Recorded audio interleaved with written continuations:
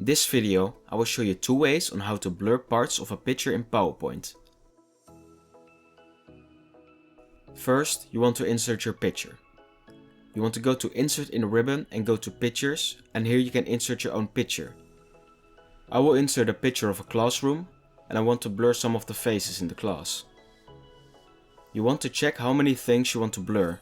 I want to blur 2 faces, so I copy the original picture 2 times.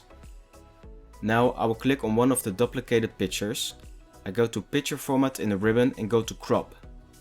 Using the black borders, I cut off most of the picture and just keep the head of one of the students. I do that for the other students as well.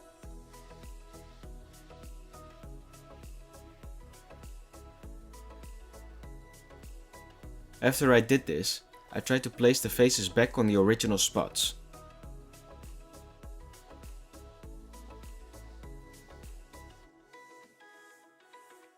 Now I have the original picture with 2 cutouts of the original picture on top of it.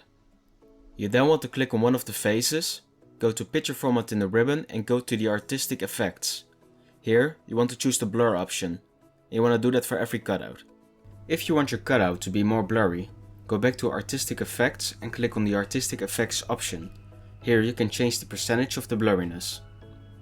If this is too much work, you can simply blur parts of the picture by placing objects on top of it, like a shape. You want to go to Insert in the ribbon and go to Shapes. You want to pick a shape that you like and place it on the spot that you want to blur. You want to click on the shape and go to Shape Format in the ribbon.